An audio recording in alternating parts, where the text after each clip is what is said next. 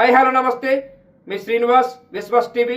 ఆయుష్ శాఖలో అవినీతి భూతం, అక్రమాలు, దోపిడీలు, దుర్మార్గాలు దోచుకున్నది ఆయుష్ శాఖలో మొత్తం భ్రష్ట పట్టించారని చెప్పి గత కొంతకాలంగా మన వార్తల్ని బాహ్య ప్రపంచానికి తెలిసేలా చేశాం. ప్రభుత్వం దీని మీద స్పందించే తీరు కూడా బాగుందని చెప్పవచ్చు. కానీ ఇదంతా ఒకెత్తు అయితే, కానీ ఆయుష్ శాఖలో జరిగింది ఒక అవినీతి ఒకటే కాదు. అవినీతి కన్నా సాక్షాత్తు ప్రభుత్వాన్ని మోసం చేసినటువంటి గనుడు డిడి ధనంజయరావు.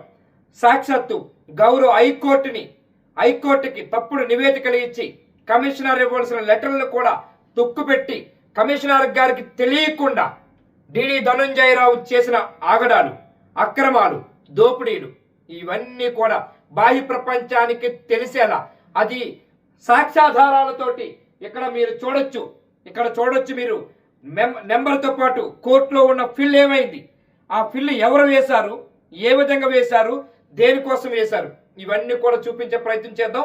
బాహ్య ప్రపంచానికి తెలిసేలా చేద్దాం. మేము కోరుకున్నది బ్యూరోక్రాట్స్ చూస్తే చాలు. మేము అడిగేది మేము వ్యూవర్స్ కోసం మేము చేయలేదు.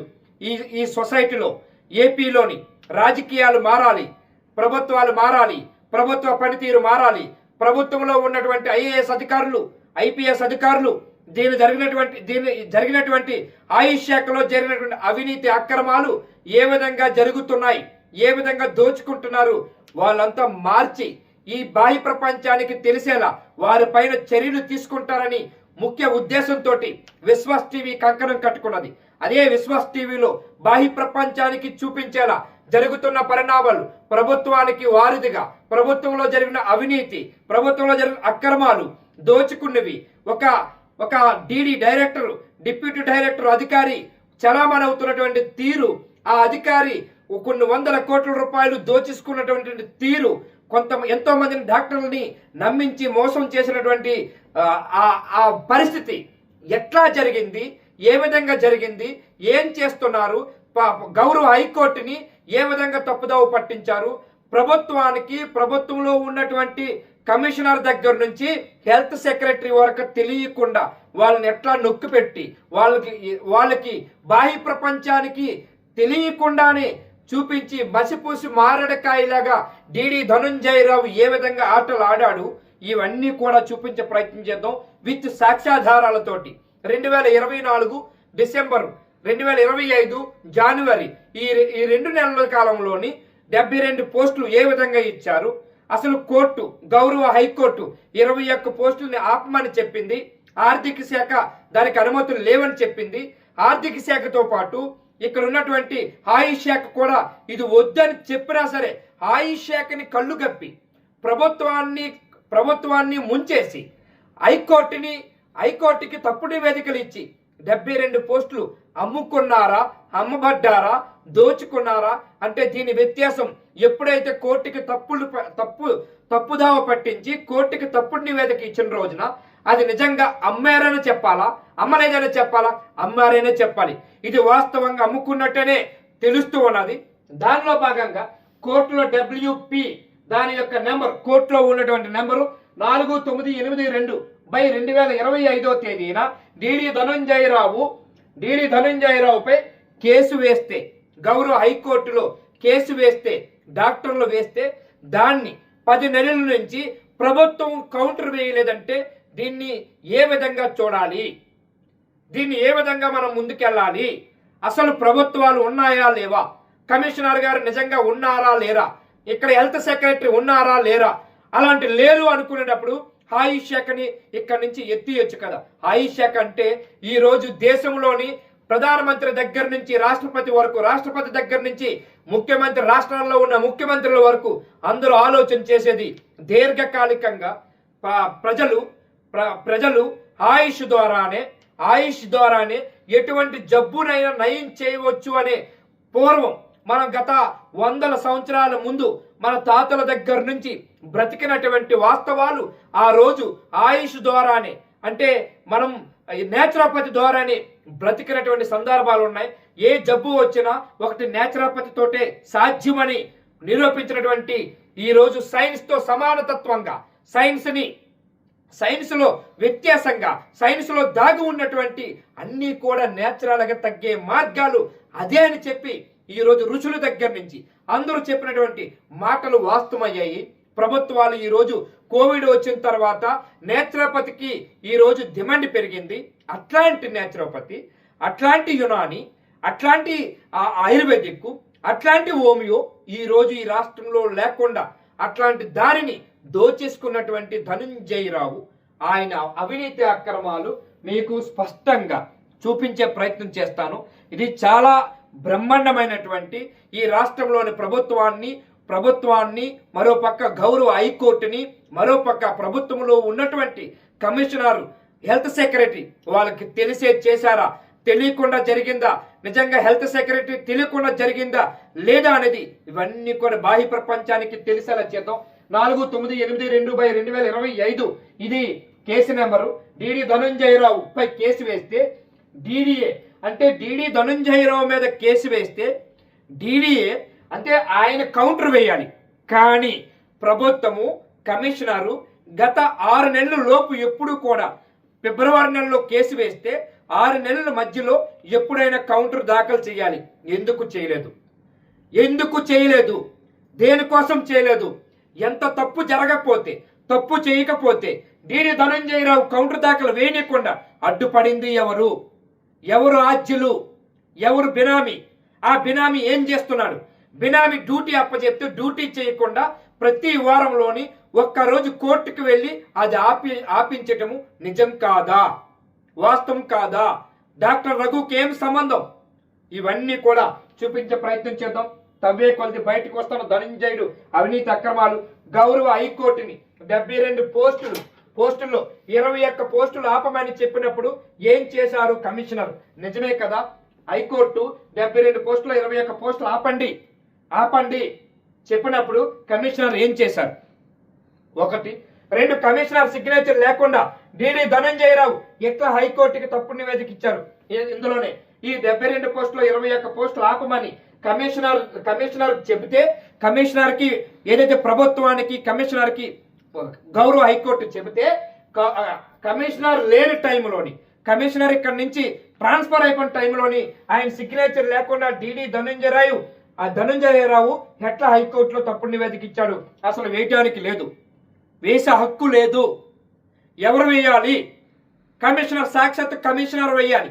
హెల్త్ సెక్రటరీకి ఇద్దరు కూర్చొని మాట్లాడుకొని ఇది వాస్తవమా, నిజమా, గౌరవ హైకోర్టు ఎందుకు ఇచ్చింది, ఎందుకు ఆర్థిక శాఖ నుంచి అనుమతులు లేకుండా ఏ విధంగా ఇస్తామని చెప్పి వాళ్ళు కూర్చొని మాట్లాడండి. వాళ్ళందరికీ తెలియకుండా డైరెక్టర్ అనే డిడి ధనంజయరావు హైకోర్టుకి తప్పుడు నివేదిక ఇచ్చాడు. దీని మీద ఏమనాలి? ప్రభుత్వాలు ఎక్కడున్నాయి? కమిషనర్ ఎక్కడ కూర్చున్నాడు? 1, 2024 డిసెంబర్ 25 జనవరి నెలలో 72 పోస్టులు ఎలా ఇచ్చారు? 1, ఇక్కడ సాక్షాత్ గౌరవ హైకోర్టు 21 పోస్టులు ఆపమని చెప్పినప్పుడు కమిషనర్ ఇవ్వాల్సినటువంటి కోర్టుకి ఇవ్వాల్సిన లెటర్లు ఆయనకి తెలియకుండా డిడి ధనంజయరావు ఇచ్చినప్పుడు 2024-25 జనవరి నెలలో 72 పోస్టులు ఏ విధంగా ఇస్తాడు?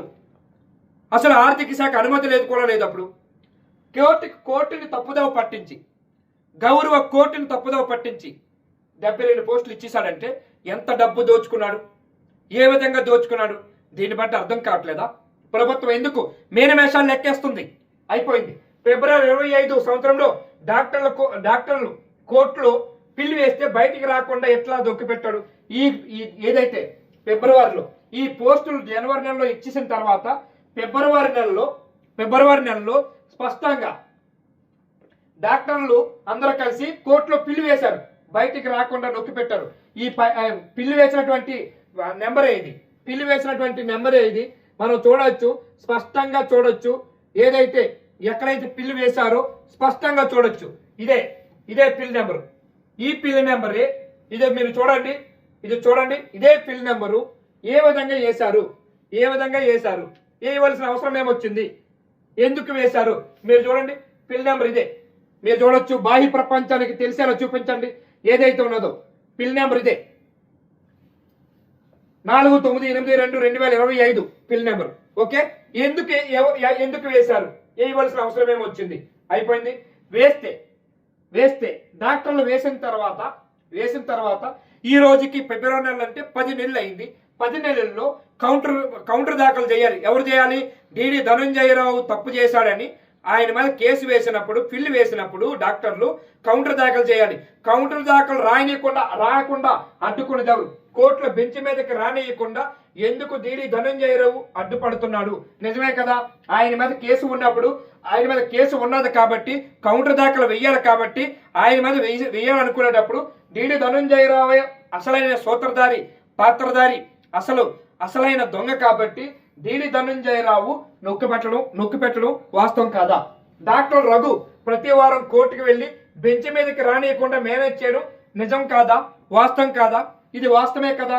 అసలు డాక్టర్ రఘుకి ఇక్కడ ఉన్నటువంటి ధనంజయరావుకి ఏమిటి సంబంధం అని చెప్పేసి విశ్వాస్ టీవీ ఒక పక్క పతాకంను సారా తీసినప్పుడు ఇక్కడ జరిగినటువంటి స్టింగ్ ఆపరేషన్ లో బయటపడినవి ఏమిటంటే, డాక్టర్ రఘు ధనంజయరావుకి బినామీగా వ్యవహరించి ఈ 72 పోస్టుల్లో డబ్బులు వసూలు చేయడానికి అసలైనటువంటి సూత్రధారి ఈయనంట.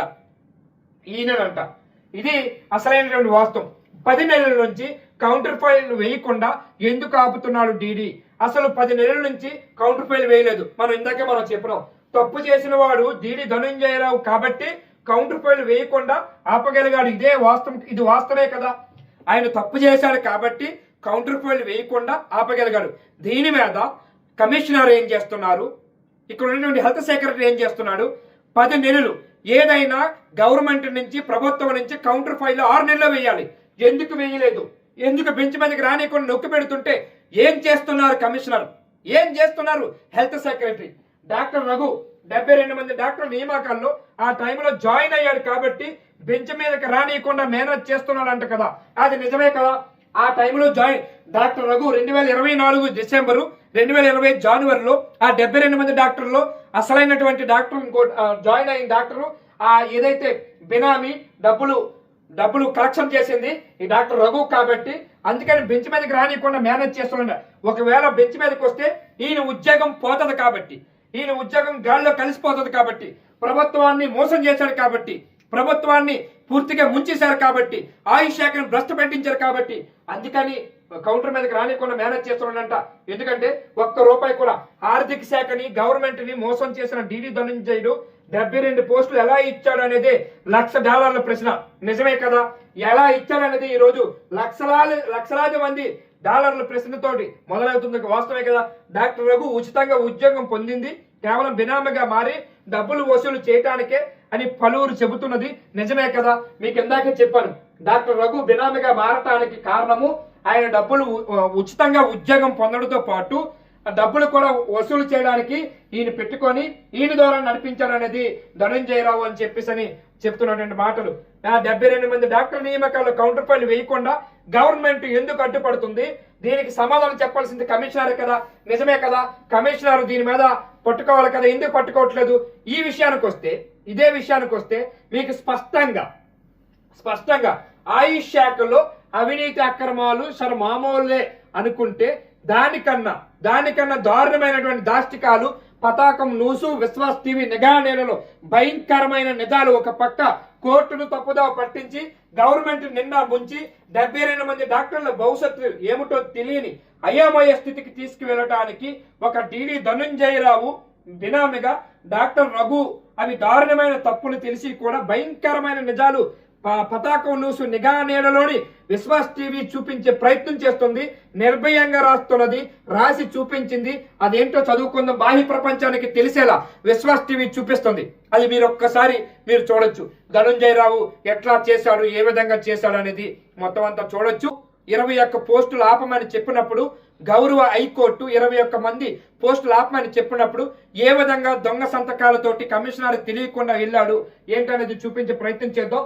ఈ విషయం పైన కోర్టుకి కమిషనర్ ఇవ్వాల్సినటువంటి ఫైల్ కమిషనర్ లేని టైంలో కమిషనర్కి తెలియకుండా డిడి ధనంజయరావు కోర్టును తప్పుదోవ పట్టించి తప్పుడు నివేదిక ఇచ్చాడు కాబట్టి ఈ విషయం కోర్టు అది నిజమే అనుకొని స్వయంగా ప్రభుత్వం నివేదిక ఇచ్చింది కదా, వాస్తవమే కదా. ఇక్కడ ఒక్కసారి మనం చూడొచ్చు, కోర్టు ఇది నిజమే అనుకుందంట. స్వయంగా ప్రభుత్వమే నివేదిక ఇచ్చింది అంటే ప్రభుత్వంలో భాగస్వామిగా పనిచేస్తున్నటువంటి డిడి ధనంజయుడు నిజమే కదా, ఆయన ప్రభుత్వమే కదా ఇచ్చిందని కోర్టుని తప్పుదోవ పట్టించి గుడ్డిగా నమ్మించి కోర్టునే బుల్డీ కొట్టించినటువంటి ఈ ధనంజయుడు దొంగ ఎట్లా చేశాడో మీరు అర్థం చేసుకోవచ్చు.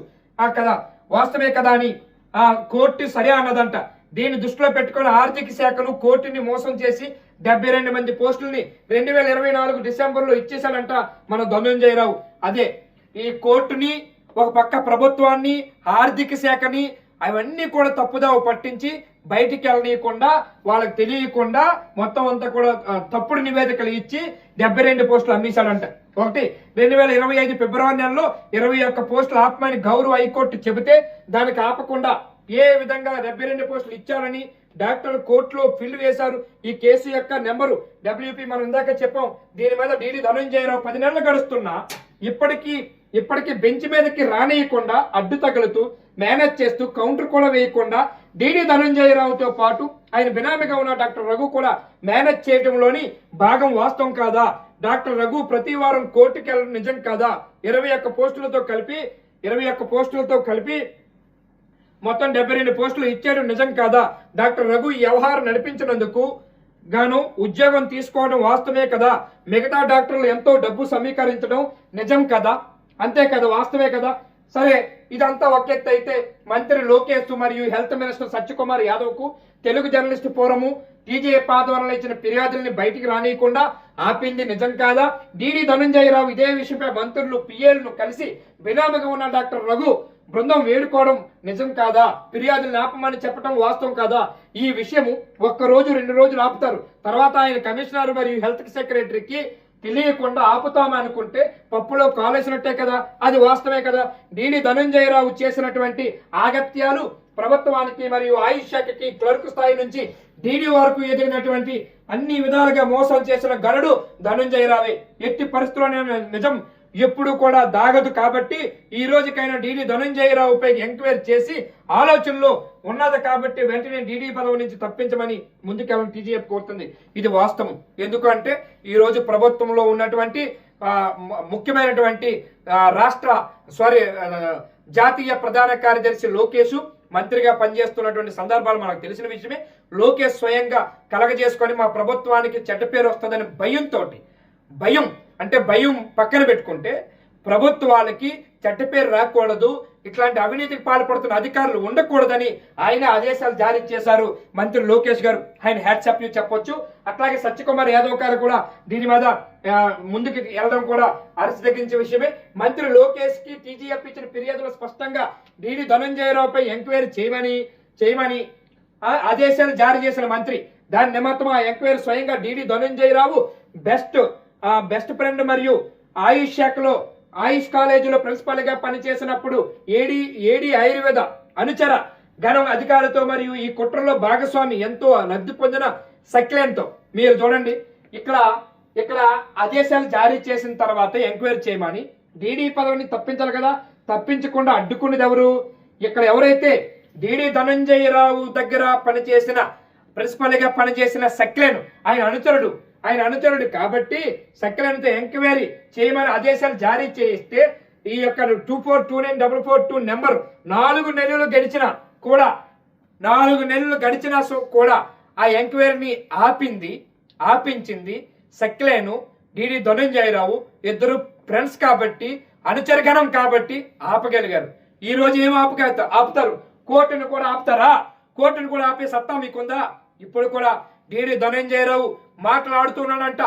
ఎప్పటికైనా ఏదైనా ఏం జరిగినా నా సత్తా ఏంటో చూపిస్తా, మంత్రులు నా వెనక ఉన్నారు, ముఖ్యమంత్రి ఏం చెప్తే అదే చేస్తారని చెప్పేసి వాళ్ళ అనుచరగణంతో చెప్పుకుంటున్నారంట.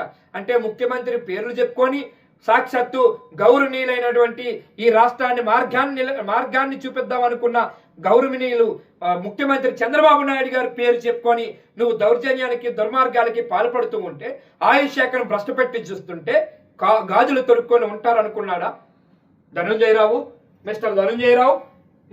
ఈ సక్లెను ఇద్దరు కలిపి ఎలా సాధ్యమవుతుంది? కమిషనర్ గారు హెల్త్ సెక్రటరీ గారు చిత్తశుద్ధితో ఆలోచించమని చెప్పి మేము వినయంగా చెబుతున్నాం. వినయంగా దీని మీద ప్రతి దాని మీద పిన్ టు పిన్ మీద మేమైతే ఓపెన్ గా చెప్తున్నాం.